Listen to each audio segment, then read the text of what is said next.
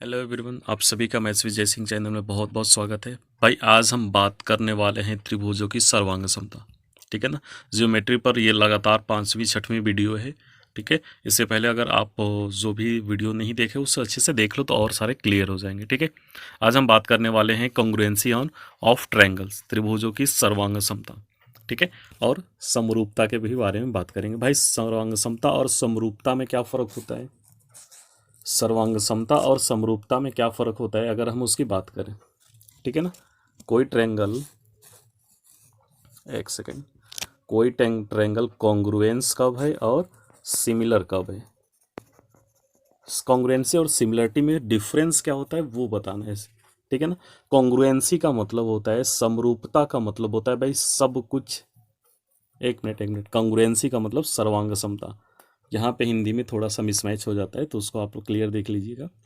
Congruency का मतलब सर्वांग सम। ठीक है ना, सर्वांग सम, सर्वांग सम। और इसका मतलब क्या होता है? समरूप। ठीक है, सर्वांग सम मतलब कॉन्ग्रुएंट मतलब हर एक चीज बराबर होगा। ठीक है ना, एंगल भी बराबर होगा, साइड भी बराबर होगा। ठीक है, कॉन्ग्रुएंसी मतलब दो त्रिभुज कॉन्ग्रुएंट कब होंगे? यदि यदि वे शेप में और साइज में इक्वल हो। ठीक है, अगर मतलब बोलें कि एक त्रिभुज को अगर दूसरे के ऊपर अगर उठा के रखें तो पूरा पूरा ढक ले। ठीक है ना, अगर ए बी सी ये हमारा एक ट्रायंगल है और ये हमारा है पी क्यू आर, तो ए बी सी को अगर पी क्यू आर के ऊपर रखे तो ये पूरा पूरा अगर ढक ले तो ये बोला जाएगा कॉन्ग्रुएंट, सर्वांग सम। ठीक है, इसमें साइड, कॉरस्पॉन्डिंग जो साइड होती है वो इक्वल होती है दोनों ट्रायंगल की। मतलब ये वाली साइड इसके, ये वाली साइड इसके, ये वाली साइड अगर इसके इक्वल हो, एंगल ए पी के इक्वल हो, एंगल बी जो है क्यू के इक्वल और सी जो है आर के इक्वल हो, तो हम बोलेंगे कि ट्रायंगल ए बी सी ये सर्वांगसम का चिन्ह होता है। ठीक है ना, एक सेकेंड में बना देता हूँ अभी। ए बी सी और ट्रायंगल पी क्यू आर सर्वांगसम होंगे। ठीक है ना, ये बात होती है इसमें। इसमें सबसे इम्पोर्टेंट पॉइंट के हम बारे में बात कर लेते हैं कि इसका जो है नामकरण कैसे किया जाता है। ये जो नाम लिखा जाता है वो कुछ भी नहीं लिख लिया जाता है। ठीक है ना, अगर ये कॉन्ग्रुएंट ट्रायंगल होंगे तो इसका नाम कुछ भी नहीं लिख लिया जाता है। ठीक है, जैसे यहाँ पे देखो, नाम देखो, लिखने का लॉजिक। अगर A B C congruent to आपको दिया है ई एफ डी, अगर ऐसा दिया हुआ है, संलग्न फिगर है आपके पास में लगा हुआ फिगर, उसके अकॉर्डिंग मैं समझा देना चाहता हूँ कि अगर ए बी सी और ई एफ डी अगर कॉन्ग्रुएंट है तो देखना भाई, ये जो पहले दो लेटर लिखे गए ए बी इस ई एफ के बराबर होंगे। ठीक है ना, आप देख सकते हो ए बी जो साइड है ई एफ के बराबर है। ठीक है, इसके दूसरे जो साइड बी और सी ये दूसरे के बराबर होगा एफ डी, मतलब बी सी 6 और एफ डी 6। ठीक है, ये ऐसे लिखा जाता है। ये किनारे वाले ए सी और ई डी, आप देख सकते हैं ए सी और ई डी ये दोनों बराबर हैं। ठीक है, तो ये लिखने का लॉजिक इस तरह से होता है। एंगल ए जो होगा एंगल ई के इक्वल होगा। ठीक है, एंगल बी जो होगा एंगल एफ के इक्वल होगा, और एंगल सी जो होगा एंगल डी के इक्वल होगा। ये लिखने का तरीका होता है। ठीक है, ये बात होती है। तो लिखते टाइम ध्यान देंगे कि हम किस तरह से लिख रहे हैं। चलो हम बात कर लेते हैं कि जो कॉन्ग्रुएंसी होती है कितने टाइप की होती है, किस तरह की होती है। ठीक है, कॉन्ग्रुएंसी में पहला जो हमारा टाइप बनता है साइड साइड साइड का। ठीक है ना, पहला हमारा जो बनता है कॉन्ग्रुएंसी का संग सर्वांग समता का साइड साइड साइड। इसके अकॉर्डिंग यदि एक ट्रायंगल की तीनों साइड दूसरे ट्रायंगल की कॉरस्पॉन्डिंग तीनों साइड के इक्वल हो, ठीक है, तो वो त्रिभुज क्या होंगे? सर्वांगसम होंगे, कॉन्ग्रुएंट होंगे। ठीक है, एक त्रिभुज के तीनों साइड दूसरे त्रिभुज के तीनों साइड के अगर इक्वल हो तो वो क्या होंगे? सर्वांगसम होंगे। जिसका एग्जाम्पल यहीं पे आप देख सकते हो। ठीक है, यही वाला एग्जाम्पल हम ले लेते हैं। ठीक है, एक त्रिभुज की पहली साइड इसके इक्वल है, दूसरी साइड इसके इक्वल है, तीसरी साइड इसके इक्वल है, तो ये हम बोलेंगे कॉन्ग्रुएंट है। ठीक है, इसके बाद हमारा जो दूसरा आता है वो S A S, side angle side congruency आती है। ठीक है ना, इसके अकॉर्डिंग दो त्रिभुज सर्वांगसम होंगे यदि केवल यदि एक त्रिभुज की दो भुजाएं उसके अंतर्गत कोण तथा दूसरे त्रिभुज की दो भुजाएं और उसके अंतर्गत कोण बराबर हो। ये एस ए एस लिखने का मतलब क्या है कि अगर ये दोनों साइड अगर इक्वल है इसके, तो इसके बीच वाला कोण इक्वल हो। ठीक है, हमें 3 फैक्टर मिलना चाहिए। क्या?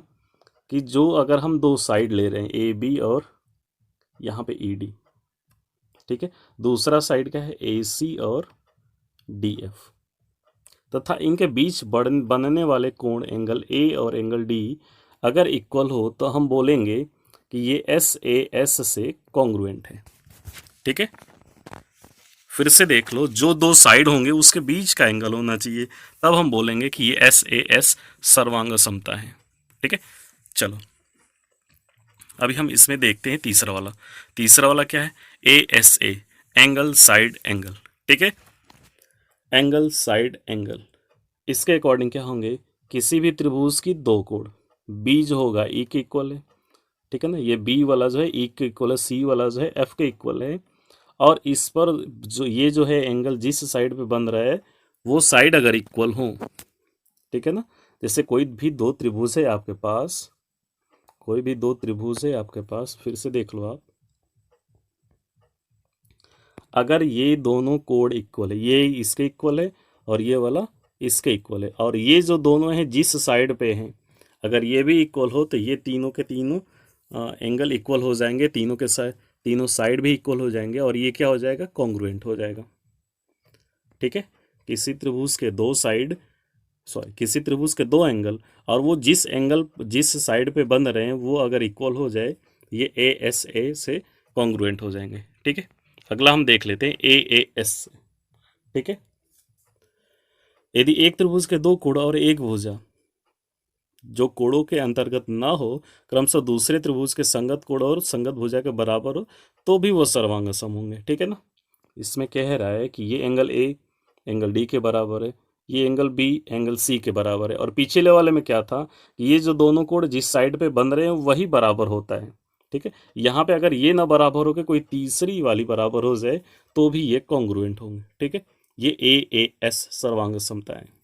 ठीक है, अभी हम लास्ट बात कर लेते हैं इसमें आर एच एस सर्वांग समता के।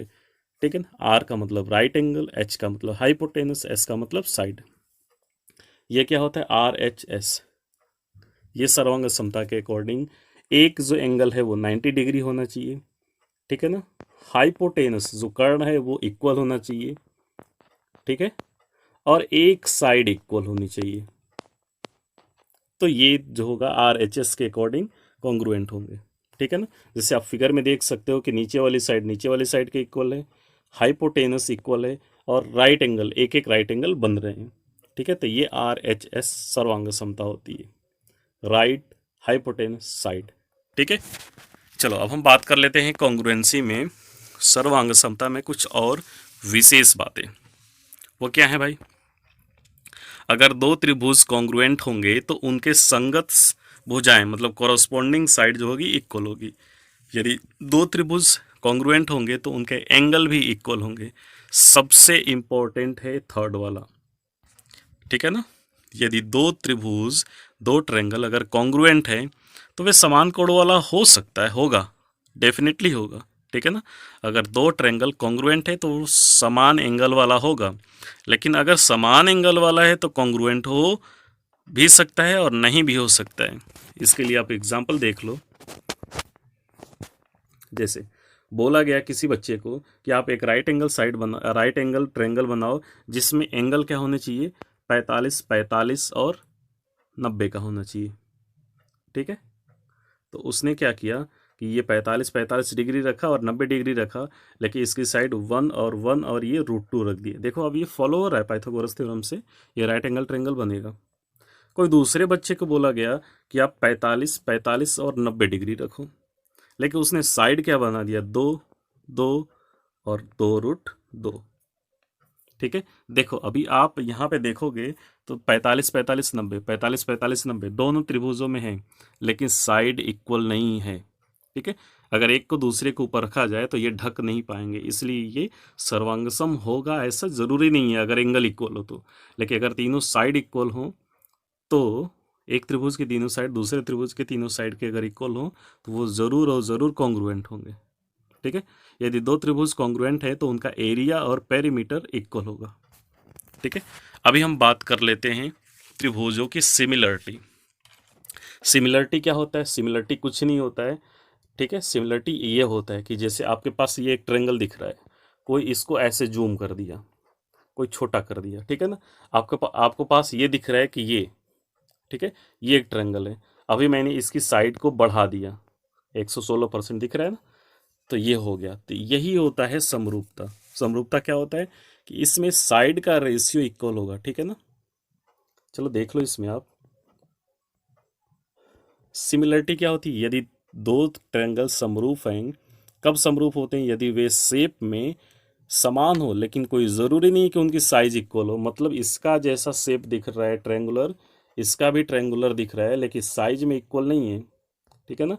ये एक सर्किल दिख रहा है, ये भी एक सर्किल दिख रहा होगा, लेकिन इनकी रेडियस जो है अलग अलग है, ठीक है। दिखने में तो ये समरूप है, लेकिन सर्वांगसम नहीं है, इनकी रेडियस इक्वल नहीं है, ये बोला जाएगा समरूप, ठीक है ना। इसमें भाई रेशियो इक्वल होता है, ठीक है ना। अगर बात करें इसमें कि A B C P Q R के अगर समरूप है, अगर ए बी सी और पी क्यू आर समरूप है, तो इसमें साइड का रेशियो चलता है। ए बी जो होगा पी क्यू के रेशियो के बराबर होगा, ए बी और पी क्यू का रेशियो ए सी जो होगा पी आर के रेशियो के बराबर होगा, ठीक है। और जो बेस होगा आधार बी सी, वो क्यू आर के बराबर होगा, ठीक है ना। इसकी अगर दोनों की मीडियन मिलाई जाए तो वो भी इसी रेशियो में होती है, ठीक है। तो इसमें हम बात कर लेते हैं पहला, एंगल एंगल या एंगल एंगल एंगल सिमिलरिटी, ठीक है।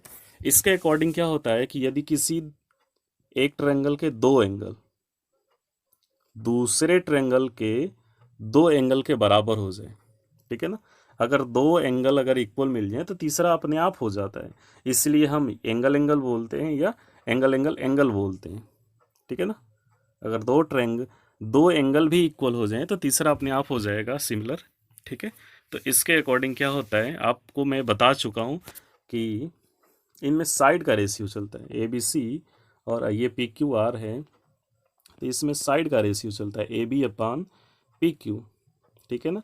आधार लें बी सी तो क्यू आर, और इसमें ए सी लें तो नीचे इधर होगा पी आर, ठीक है ना।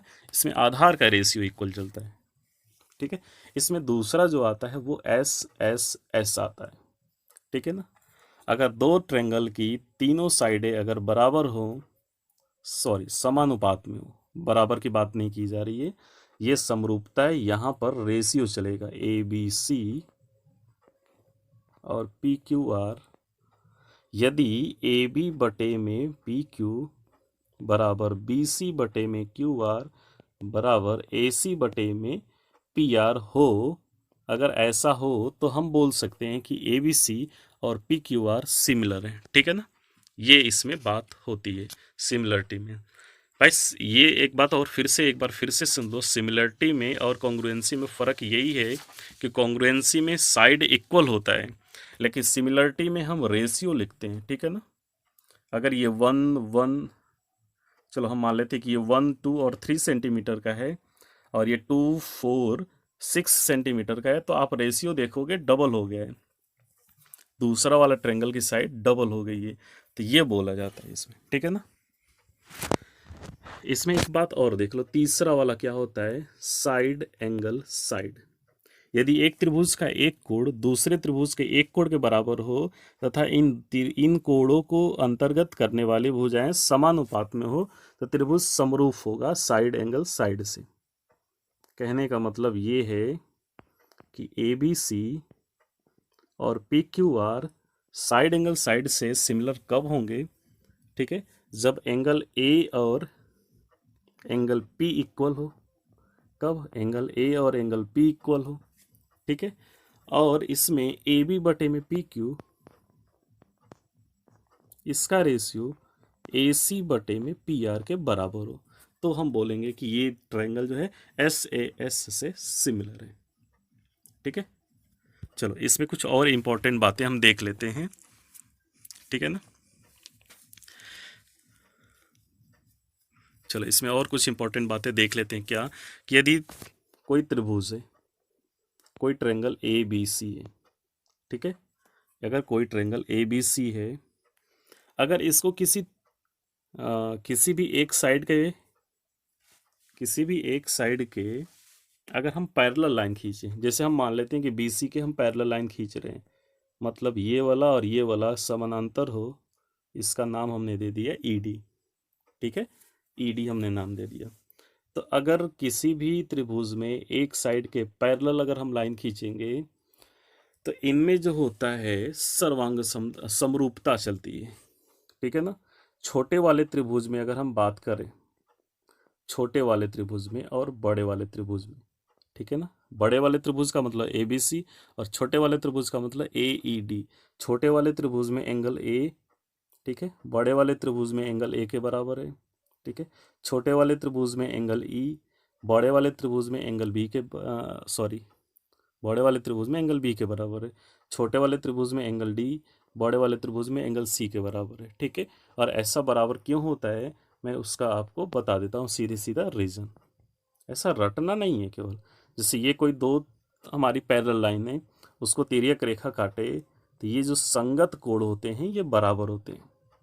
ठीक है ना, ये जो संगत कोण होते हैं बराबर होते हैं, इसी की वजह से ऐसा हो रहा है। ठीक है ना। चलो, इसमें अगर हम अगले दिन बात करेंगे थेल्स थ्योरम और बहुत सारे प्रमेय के बारे में। ठीक है ना। चलो, तो अब इसमें बहुत सारी अभी प्रॉपर्टी बची हुई है। आपका थेल्स थ्योरम बचा हुआ है, राइट एंगल ट्रायंगल पे बहुत सारे प्रॉपर्टी बची हुई है। ठीक है ना, 3-4 पैरेलल लाइन होता है तो उसमें क्या होता है, अभी बहुत सारी प्रॉपर्टी बची हुई है ट्रायंगल की, तो वो वीडियोस आपके लिए इंपॉर्टेंट होंगे। ठीक है ना, उसी पे आपका पूरा का पूरा क्वाड्रिलेटरल बेस होगा, चतुर्भुज, तो उसको ज़रूर देखिएगा। चलिए, धन्यवाद।